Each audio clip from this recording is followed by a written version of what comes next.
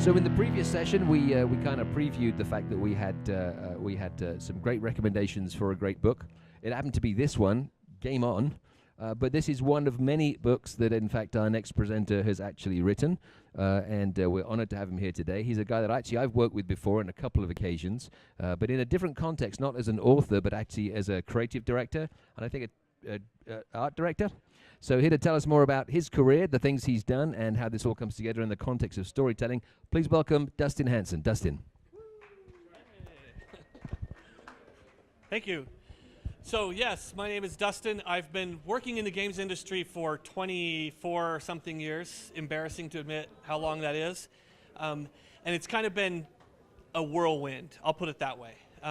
So can I start back, far back, before the PlayStation 1, right? Before the Nintendo 6, or before the NES, right? Before the Atari 2600, before the ColecoVision, like all the way back. Like before television, before film, like before the printing press, right? 30,000 years ago in the caves of Lascaux in France, right? That's where video games and storytelling started. Yeah, can you, louder? Okay, yeah.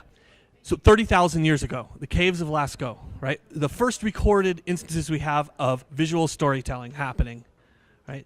It was a pretty amazing thing that happened. And between 30,000 years and 10,000 years, not a lot changed. But still, storytelling was kind of the tie that binded all humanity together, right? So many stories were lost during that time because they weren't recorded. And then about 10,000 years ago, a process called Cuneiform was invented. It was invented in Rome. Less than 1% of the people who lived during that time had not only access to, but could read or understand what this primitive language was. And it was used by sharpening a stick and pressing it into clay. There was only about 3 different symbols that they used, but it was a very complex counting method, and most of it was used just to record crops, right? It was an accounting method, right? But the interesting thing about that is they realized that if they kept those accounting methods from year to year, they could do comparisons and say, this year was better, this year was worse, and they could start to become better at what they do. So the way that they processed that was to take these clay tablets and to fire them, right? So to put them in fire and it would cook them. And that's kind of one of the first written technology, was cooked clay, right? But what that did was that changed storytelling. It changed it dramatically, because until that point, everything was word of mouth, right?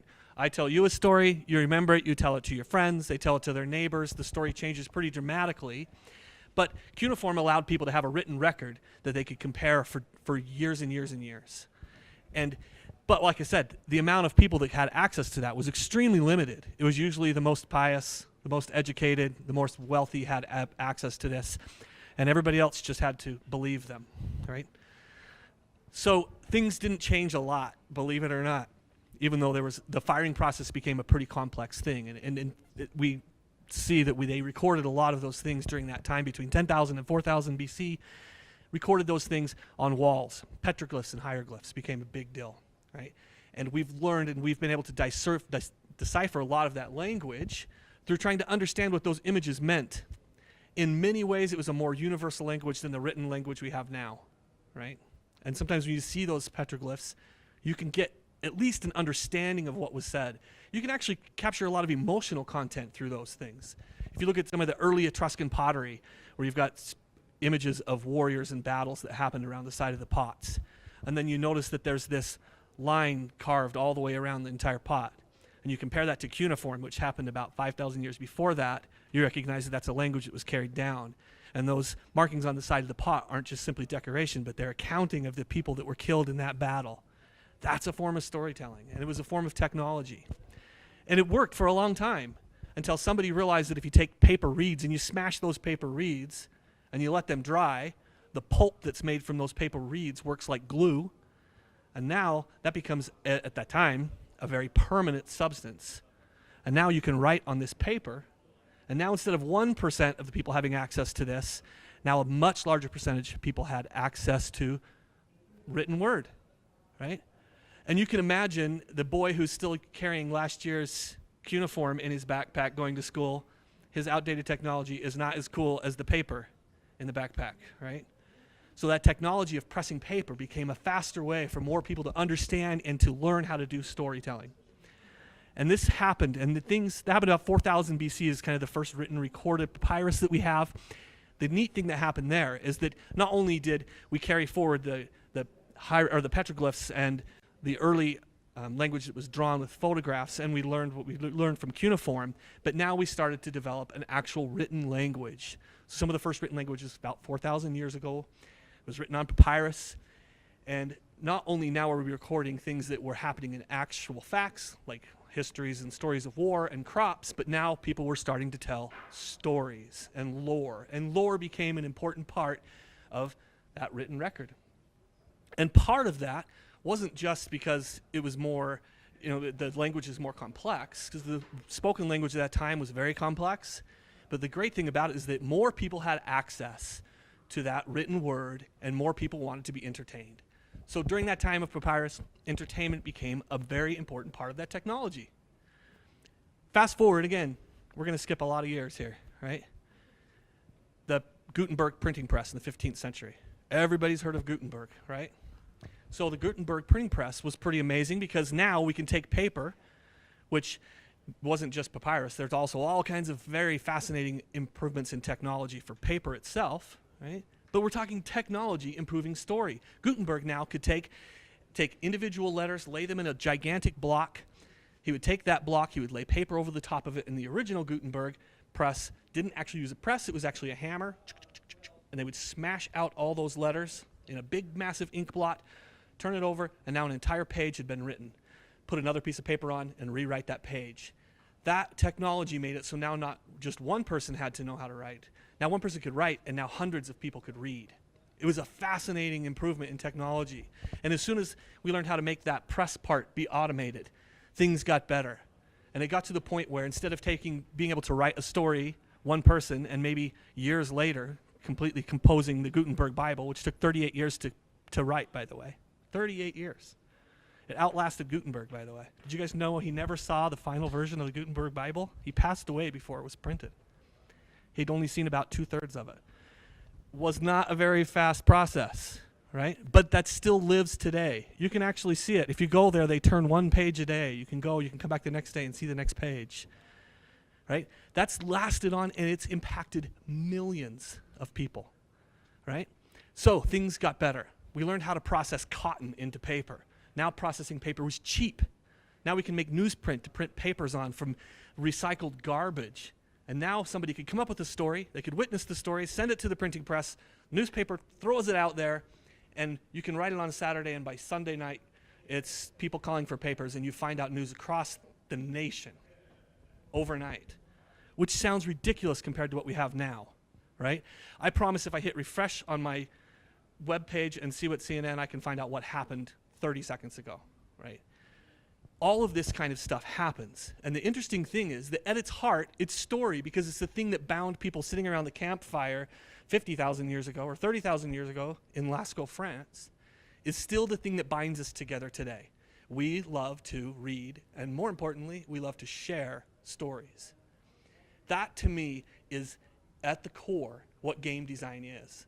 And that's, to me, at the core of what game principles and game playing is that ability to share and to play other people's stories and to experience other people's stories. So things have changed pretty dramatically, right? If we look at radio, where you can speak and your voice goes over the wires, it's pretty incredible. The advent of television was a pretty legendary moving thing. Actually, sorry, film came first. And the interesting thing about film, this one is massive for what we do today, is that film became the first form of media that was completely passive for the user, right? You don't participate whatsoever. If you read a book, you're participating, right? Even if it's just the act of turning pages, that's an actual physical act. If you talk about the weight of paper with a printer, an actual person who prints, he will talk about the usability of turning pages. Have you ever bought a book that's a cheap book and you turn the pages and it's hard to turn one page to the next? Right? That's frustrating, right? The weight of paper means something. It's part of usability. And if you've listened to an audiobook, right, which is basically what radio was, you're an active participant because your imagination is filling in what those things are. And film changed all of that. because now you could sit in a dark theater with your friends or by yourself, and you could have all the entertainment that somebody designed, completely curated, pass through your eyes and through your ears. And you get to hear all the music, and you get to see all these scenes, and it becomes completely entertaining. So as a book guy, and I'll talk about my game relationship here in a minute, but as a book guy, for the last 10 years, I've heard from 100 different authors. Oh my gosh, at least. Like, we're done. We've innovated as far as we can. And book people are very concerned about film, right? Look what film and TV and Netflix have done to books. It's amazing. You know, they haven't sold as well as they used to. And authors are concerned about this. And as people in this group here that have messed around with way more emergent technology than film, we kind of scoff at that, right? Because we know that the real true evolution of storytelling has happened through technology, and the technology that we have at our fingertips as content creators in the games industry is eclipsing what could be done in film in exponential numbers. And the growth rate for that is exponential. So that's kind of the core of where I kind of see games going. And if we look at that timeline, right, 30,000 years ago, if this is 0 to 30,000 years, the last 34 years or 38 years, depending on where you really want to start with games, that's a blip in that timeline, right? But how fast has that technology moved? The ability to tell stories in different and compelling ways. It's unreal how fast that's moved. So for me, I'm a history guy. Obviously, I wrote a history book. My history starts in 1978 with games. So my parents used to live here in Salt Lake City, and my dad got a job teaching at a small college in Ephraim, Utah called Snow College. So I was 8 years old. When you're 8 years old, they do not allow you to choose to stay behind. They threw me in the car and made me move to Ephraim. I remembered being 8 years old, and I don't think hatred is the right number or the right word. It was the worst thing ever, because I had a friend network, right? Even at 8 years old, you have friends, and they're very important to you. And now I moved from a city that was cool and had all kinds of things to a city who there was nobody around.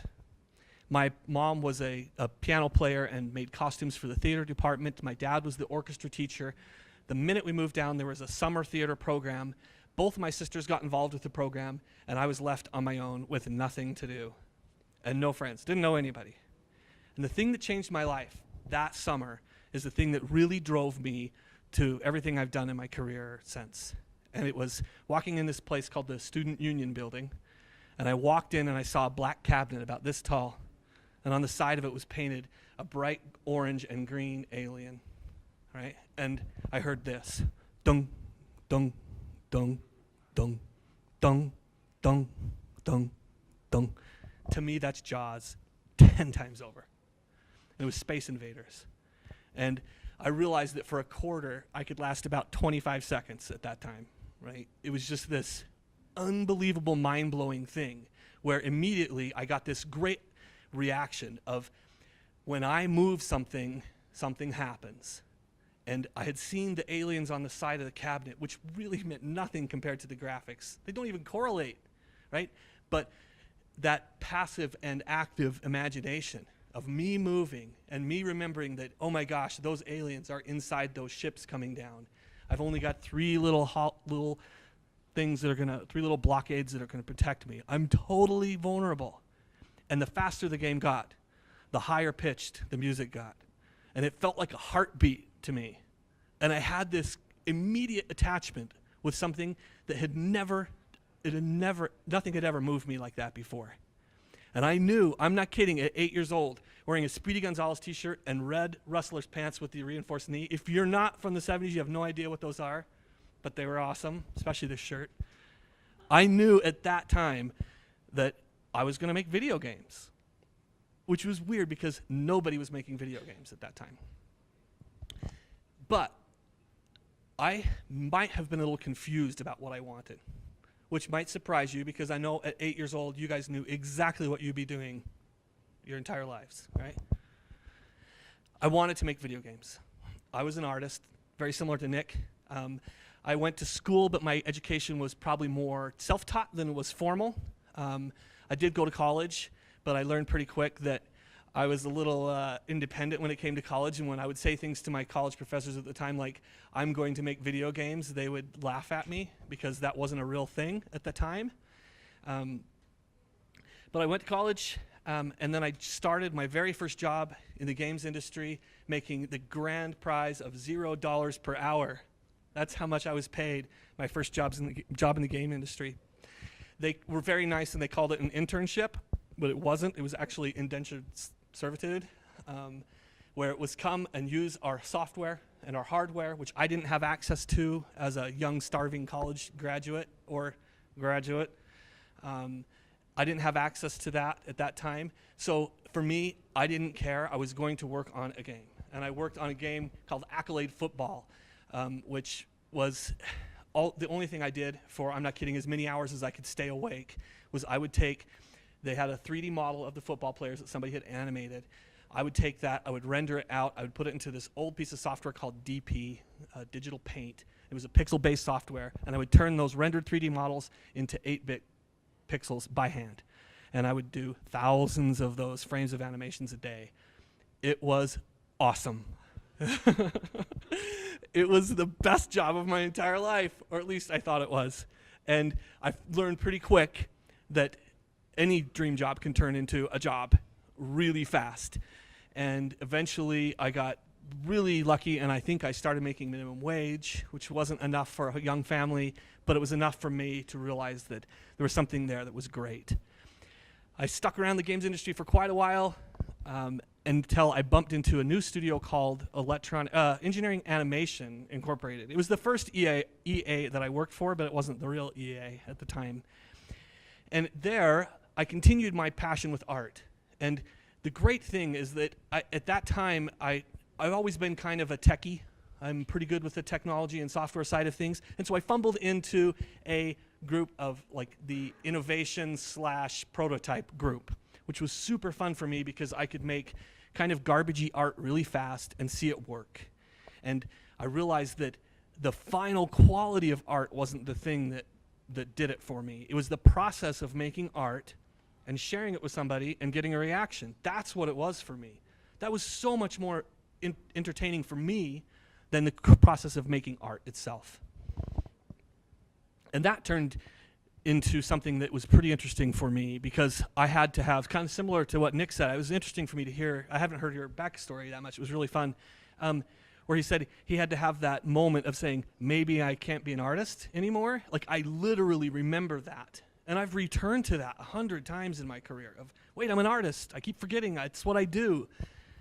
But while I was at EAI, I had an opportunity to work on a book, believe it or not, a children's book, where we built it all in 3D and spent all this time building these really glossy, beautiful 3D images and rendering them out, and something was missing for me, and it was that feedback. And that was the moment where I thought, maybe I'm not just an artist. Maybe there's something else that I'm missing here. And it kind of took me back to that like gameplay experience of playing Space Invaders, right? I moved from there, from EAI to a group called Kodiak, where I actually met John Dean and Jeff Peters, like, I don't even know how long ago that was. A long time ago. 19 years. I was going to say 20, so yeah, 19 years ago. And I got to work with a group of, at that time, to me, probably the most creative group I'd ever worked with. Unbelievable animators, unbelievable modelers, engineers that were mind-blowing. And I realized really quick that I wanted to be talking with those people as much as possible. I'm kind of have the gift of gab when I get in an office, and I realized that talking process was really fascinating to me. And it's just me, I'm just different. Some people are happier with their headphones on, drawing all day or writing code all day. I wanted to know what everybody was doing. And so I was working in an art director role there at Kodiak, but my role really wasn't an art director because I really fell in love with a certain little piece of technology that we were building, and that technology was at its very core a user interface, right? And at that point is when I made that transition of saying, I love art direction, I love the whole entire process, but what I'm missing is that feedback. That's what I thought it was, and I still hadn't identified what it was. But really what it was storytelling. I didn't feel like the art that I was creating in that environment was a storytelling opportunity. So I had an opportunity to move on and to work. I moved to Florida to work at Tiburon. And at that time, I'm going to tell you about my interview there to kind of explain where my transition was going on in my head there. The reason I got the interview at Tiburon in the first place is because I was sort of a troll. So I was complaining about Madden football game that was out at the time. It was the first one on the PlayStation 2, sorry. And I was writing a lot of stuff on their forums about saying there's better ways to use this technology. All the faces look wooden. Things aren't working right. The game is, I'm sorry, ugly. It just wasn't working. And one of the moderators on the EA forum pinged me and said, hey, what do you do? Are you anyway an art guy or something? Because I don't know if he just kind of read through some of the thing I was saying. And I said, yeah, I actually work in the games industry. And it turned out from that to an invite to come down and talk to Tiburon, right? To say, like, why don't you just come and consult with us? Spend a little bit of time, spend a weekend, spend a week with us, kind of take a look through our products, see what the next one is, and tell us what you think. And so I flew down to Tiburon, and I talked to him about it, talked to him about their game, and talked to him about kind of what I thought what they could kind of do to make things work. And it evolved from there to me saying, all the art stuff aside, can I tell you what's missing? Because for some reason, I think it was because it wasn't really a formal interview. I felt pretty confident to say kind of what I wanted to say here. And another colleague that I had worked with at the time had told me this story about always being honest. And I thought this one was going to get me in trouble. It was actually John. I remember sitting in his office at Kodiak when John pulled me in and told me this great story about talking to somebody from Atari where he told the guy, you're not going to make this work. And I thought, okay, this is my chance. I'm going to tell Tiburon, because I love the Madden football franchise, I'm going to tell them what's wrong. And they're like, great, tell us. And there's this short guy named John Shappert, real tough kind of guy. And he gave me this look like, okay, come on, smart ass, let's hear it, right? Excuse my French. So I told him, I said, here's what the problem with Madden is. Madden's not about football. It's not. It has nothing to do with football. Madden is a story of 30 billionaires. And these 30 billionaires have assembled teams of gladiators, and they've built them absolute palaces to fight in. And they have them don the mascot of their city, and they dress them in the colors that reflect the heritage of their culture. And they put these people in this place where they make these men heroes. At a very real level, they do this. They make them heroes to the point where hundreds of thousands of people will fight for tickets to watch these men fight on the field. And when that happens, they get to a point where there's only one team left. That's it. And that team is super. Nobody is even close to that team. And for one entire year, that team wears a crown. And that team will continue to wear the crown until the next billionaire assembles the team to take the crown from them. That's what Madden football is, right? And nobody said a word. I'm in this meeting with the Tiburon kind of bigwigs, which I didn't even really know who they were at the time. I knew John Shappert. I'd read stuff about him, and so I was a little nervous there. But I kind of had seen these people, and they're like, well, thanks for flying to Florida. Get out. We're done. So to make a long story short, which I'm not very good at. Usually I make short story long. To make a long story short, I flew back to Utah. Kodiak had disbanded at the time, so I was kind of in between jobs. I was kind of doing some contract work, and I got an email from the same guy on the forum that had contacted me before, who ended up being a good friend of mine. And he contacted me and he said, we talk about you all the time. And I'm like, oh. So, and I was like, I'm sorry. I don't know what I was doing. He's like, actually, we have a new project that we're doing that is similar to football. He wouldn't tell me what it was. He's like, we have a new project you're doing. We think you might be a good fit. Would you be interested in maybe coming down and having an interview with us? And so I went down there, and they didn't tell me about the project. They just told me that, that story that I had told about, the 30 billionaires was something that had resonated with them, and they wanted me to come and be part of their team. So I moved to Florida, not knowing what project it was, and I worked on the NFL Street 1 franchise, and got to work in kind of a weird creative director, art director role. It was interesting because at that time, and I'd love to chat about that a little bit, about what a creative director is and what a designer is and how many different types of designers there are, because they're so diverse. And one thing that and it was the first time I really realized that, because I worked with the guy who was I don't even know if we had the role creative director at the time. It was kind of weird. He was the creative director on the project, a guy named Jason Barnes, who was really mechanical. He understood how great it felt to push a button. Like, he got it. Like, he was a buttons guy, and I was more narrative. And we kind of had this nice mind meld where we could make things work, and we were kind of fed off of each other. Because when I talked to Jason about story, Jason would be like, nope, buttons. And when he talked to me about buttons, I'd be like, nope, story. And we fought wonderfully, and we kind of had that opportunity to make great games beyond that. So I'm going to fast forward all the way. Right? I worked at EA for quite a while. I absolutely loved working there. I had love-hate relationships daily, like everything that you expect to hear from the games industry. I was literally part of the EA spouse email chain. Like, I've lived through infamy, right? It was the famous things.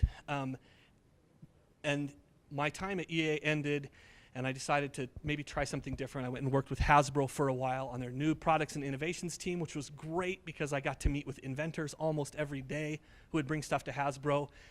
And some of that was just mind-blowingly awesome, and really kind of honed my sensibilities to what is good and what's not. And then after Hasbro didn't work out for my family so great in Rhode Island, we came back and I got to work with a company called The Void. Have you guys, any of you heard of The Void? You've heard of it, yeah. Yeah. So I got to work with The Void. I was super excited about it because you heard my whole pitch about technology and storytelling. The Void seemed like the perfect place for that to go. The Void is a VR studio in Pleasant Grove, Linden, Utah, just down south of here. And what The Void does is they actually map real 3D world objects. So you walk through a room, they map that real 3D world object to images and sounds that we replace using the VR headset on a completely tetherless cord. So you can walk through, if you see a wall, you can touch the wall, right? And the thing to me that was fascinating about The Void was the storytelling potential was through the roof. So I joined them as a story producer on their team to kind of talk about what story was going to be. And then Star Wars came in, and when Star Wars comes in, nobody else gets to play story. You're done. They take over, all right? So now I'm kind of in between. I'm actually working on book stuff, which I absolutely love. Game On is like my love letter to video game history. It was a fascinating thing to debate. Believe me, every single developer I know that I talked to about it told me that the games that I picked were the wrong games, which is the fun and subjective side about writing a history book. And really what I did was I tried to pick the games that were evolutionary. If there was a game that moved the industry forward, that's the one I wanted to hit. So if you ask me if those are the best games ever made in video game history, no, they're not. But they are the most evolutionary from my point of view. And it's now led me to my next book that I'm working on, which is called The Greatest Stories Ever Played, which is literally about the evolution of storytelling in games, which is super fascinating. For me, the thing that I love the most about it is that guess of what's next. That, to me, is the thing that is so fascinating because we haven't even scratched the surface into what we can do as far as storytelling in games. And that's kind of my big, long story. I did it in one breath. So, questions, thoughts? Yes.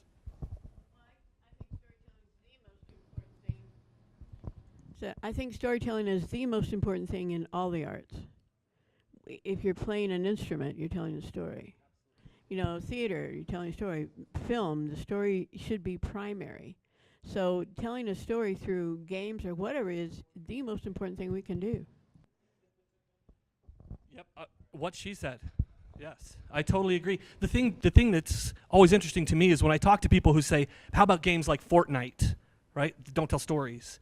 Or, Quake, kind of the original kind of games. But they do tell stories, and the stories that they tell are stories that are generated by the players themselves, which is such a fascinating thing. It's the only medium where we say, here's some content, build your own story, tell us what you like. That's so brave from a creator standpoint. It's like Lego, right?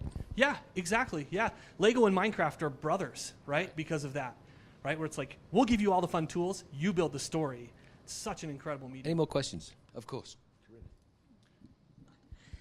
So when you're looking at a story and you're trying to determine where to improve the story or determine if it is a good story, bad story, should you run with it kind of thing, what are the key characteristics of the story that you are looking for, like relatability or adaptability or just interest, something new, something, what are those key characteristics that you look for? Yeah, awesome question. How many of you have heard there are no new stories?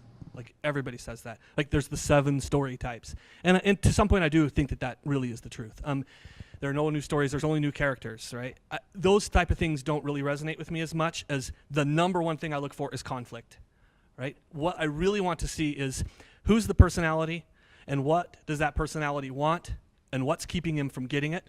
That's good conflict. But the best conflict is what happens if that person doesn't achieve their goals. That's the type of stories that resonate with me. That is game design 101. Hey, player, jump. And then you say, now you have to jump higher, right? Like, that's an interesting thing to me to see. Conflict, yeah. Hi, Dustin. Thank you very much. Thank you. So you started to touch on something that's important to me, which is the generation of a user's narrative in a game that otherwise doesn't give you a full story. Now, sports games, this happens a lot, where I am meeting my rival on the field. I have one more lap to make. I have one more conflict to resolve. What are your thoughts on how we showcase that in a game where, as developers, we don't always know what's going to happen next? Yeah, that is an excellent question. And to me, that's sort of some of the art of production and creative. So one of the things that, and I kind of touched on this before about driving conflict, I think that is, from a gameplay standpoint, from a storytelling standpoint, from a listening to music standpoint, is the thing that is so great, is that the longer you can draw out that conflict, the more difficult you can make that struggle for the user or the viewer, player. The more you can make that struggle, the more satisfying the solution is. So to me, when it comes to making games, for example, and this is something that's changed a lot in the last 5 years even, is that I think that there was a tendency for a while to reduce that conflict and offer players the opportunity to pay through that conflict. Whether it's actually paying or whether it's watching ads or whether it's not, like, I think that reduced the satisfaction of a really, really nice solution. And there's been a massive return back to games that actually ramp up the difficulty and make games hard for players. And I think that's the right way to go. That's talk about subjective. That's a really subjective thing. But I think showcasing the conflict, driving that conflict, and then maybe pushing it further to that point where you're like, oh, this is too much, a little bit more, and then give them a satisfying solution is really kind of the heart of storytelling and game design. Yeah. So you said something that resonated with me in terms of who you are at the height of your game and who the new storytellers are. There may not be new stories, but there are new storytellers. Absolutely. Yeah, that's a really great way to put it. Thank you. Yeah. I got it. Oh, you're so You fast. stay there. All right. Josh. I was wondering if you would be willing to share some of your tips that you learned and maybe some of the crazy inventions that you came across. How to spot a good invention. How to spot a good invention. Yeah, that's a really good. Some of that is just gut. I mean, sometimes that's just absolute gut. I don't know if I can talk about actual inventions because of Hasbro NDA stuff. It's probably not a good idea. There have been a couple that have come out that have shipped recently that were kind of part of that that time period. A lot of the stuff that I saw at that time when I happened were early VR experiences. A lot of those things were. And I can tell you one way to spot a bad experience, right? Like anytime I'm dealing with crazy things like nausea, right? Or stuff like that in VR was an immediate thing. But I think probably what I like to see the most from an inventor were an understanding of storytelling, because that's who I am, right? Your invention has to tell a story. And if your invention doesn't tell a story, I can't sell it to anybody because I can't tell the story. And that's what people like to resonate to. But I think even more importantly that is this concept of what I would call design responsibility.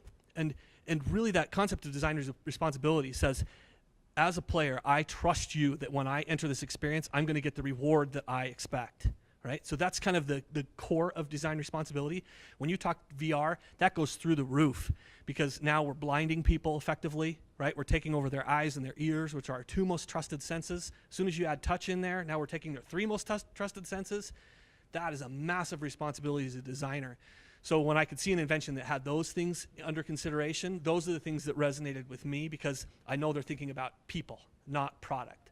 And that's always a really good way for me to kind of identify those things. So,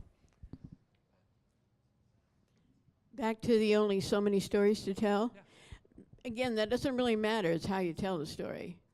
For instance, Princess Bride. Princess Bride is a cry story. You know, people, when I tell people that, a lot of times they go, what? But it's how you tell the story. for sure. So it doesn't matter. Everybody in this room could take the same thesis and go for that and write it completely different, and we would not recognize it as the same story. Yeah, absolutely. And I think you can say the same thing for technology. You could say that, I said this earlier, like audiobooks are radio plays, right? Or you could say film is no different than theater was Shakespeare's time, right? So those things happen. I think the interesting thing you're going to start seeing, and this is the thing that I absolutely love, and then I think we're getting there. One more question. One thing that I absolutely love about what's happening right now with new technology versus old technology is the rise of pixel game art and pixel games, right? 8-bit games have gone crazy. But the thing that's fascinating to me isn't just the fact that they're remaking 8-bit games. It's the fact that they're doing them in widescreen. We're having all kinds of interesting shaders and things that give me much more complex visual feedback, but still keep the original core of what those 8-bit games represented. And they're taking the gameplay that made those games great, and they're heightening it. They're just making it more accurate. So as a user, you feel like you have more integration with something as extracted as 8-bit art. Like that's about as far from what we actually visualize as possible. And I think you'll see the same thing. One of the best things I've kind of heard about this is 3D printing technology is changing what we're doing with sculpture. I've heard that so many times, right? But I'll tell you what I really think it's doing. I think it's inventing a new group of sculptors, right? Those people who work in clay are going to continue to work in clay, but now the stakes have been raised because people can do things in 3D printers really easily. So what are you going to do artistically to raise the level and value of your original craft to make it compete with that? You're seeing that exact same thing happening. And a lot of that's coming from the indie group that's building beautiful, wonderful, unique experiences that can't be touched by a studio the size of EA or Activision. They just won't touch it. It's not in their wheelhouse. So I think there's a lot to be said about that. Yeah. Okay, one more question, and then we'll let Dustin wrap up. Anybody? Dustin, how many books have you got available today? I have my Game On book. I brought a bunch of those. I actually write another series called Microsaurs, which is basically Jurassic Park meets Honey, I Shrunk the Kids. I write and illustrate those. And those have been a lot of fun for me. They're sort of my, like, when life is going nuts and I have to relax and be an 8-year-old, I go there. And I've got 3 of those out. There's 3 more coming, so the series is still alive. If you have kids or grandkids that are between that 8 to 12 age, probably 8 to 10 age, they're kind of fun. So basically you're J.K. Rowling before... Yeah, it's going to happen any minute. Right. Yeah. Can you talk a little bit about how games are being produced into movies now and how well that's working out and when it started? And do you mind? I mean, quick, because it's fascinating to me because I went to Ready Player One and I was just shocked because I've never played a game, right? Right. I was just shocked by the immersion and everything. And then, you know, Rampage, that's another one that's came from a game, absolutely. Right? That'd be interesting. Yeah, that actually be an interesting entire thesis. I mean, that's a really fascinating thing. I think that, I'll put it this way. Netflix happened because of gameplay. I promise it did. And it wasn't the content itself. So when you talk Rampage, it's like, yeah, that was a really fun game. People remember it. Colorful characters. Let's make it into a movie. That's almost like exercising an IP. That's a very, very fascinating thing. But I think something like Netflix came from the fact, here's what made me kind of clue into this. When Zelda Ocarina of Time came out, maybe it was Majora's Mask, probably Majora's Mask. My son, who at the time was probably 10 or 11, played the game for a straight 21 hours, right? And I remember my wife saying to me, how could anybody consume one property for 21 hours? It made no sense to her. None whatsoever.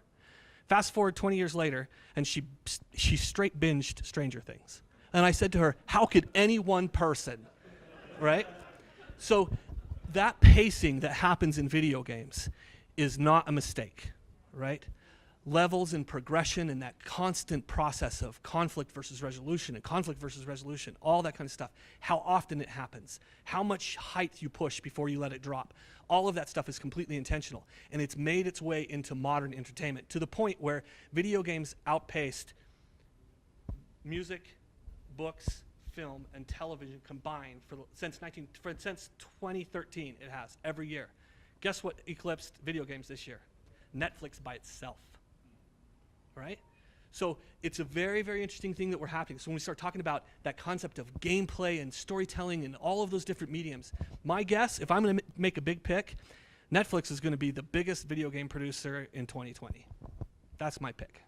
I think they're going to be the ones that are going to crack the case. Wow. Would you want to wrap up then, Dustin? Give us your closing thoughts. Play lots of games. I mean, yes. Yeah, play lots of games. I think, to me, my closing thoughts really is that storytelling is such a fundamental part of what we react to on a human level. And like you've mentioned before, it's not just story, right? Like, written word is just the very beginning of that. It's such a complex and interesting part of humanity. And if you'll take a really good look, some of the most amazing stuff that's happening is happening in levels like this. Small groups who get together and inspire each other and push each other to do things that are unique. Those things grow into big, massive, incredible projects like Forza, like God of War, which is blowing my mind, right? We're starting to see art imitates life, and if that's happening anywhere, it's happening in games. And it's absolutely your job as a creator to not be okay with just being okay. It's absolutely worth pushing those boundaries. And if you do that, I'll love you and play all your games. Thank you, Dustin. That was fantastic. Thank you. Thanks, my friend. Thank you, Dustin. Thank you. Yeah, thank you. 2 microphones. Fantastic.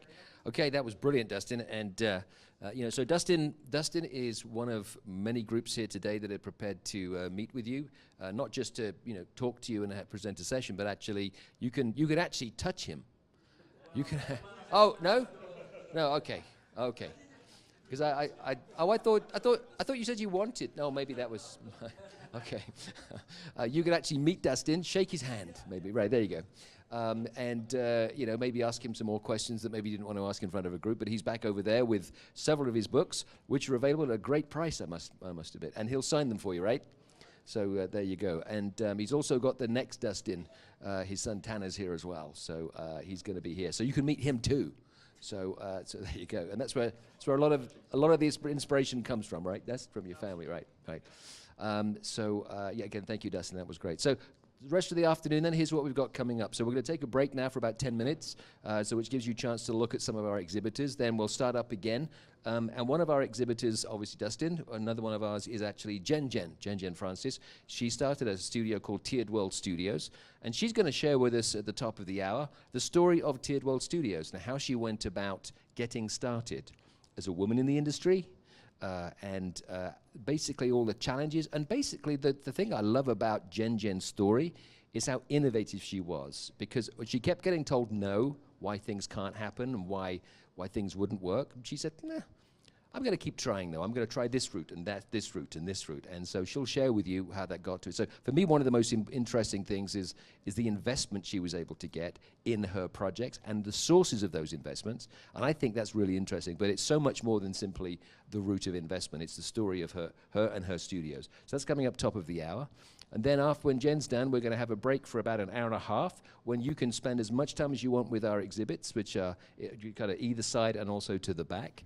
And then we're going to round off the hourly presentations with Storytelling Through Magic from a YouTube influencer called Stuart Edge, which is going to be absolutely fascinating. And that takes us up till 6 when we have tonight's esports matchup, the digital holy war between BYU and the University of Utah in esports tournament. So that's the rest of the day. So thanks again for coming and participating, and we'll be back on again in 15 minutes. Thanks, everyone.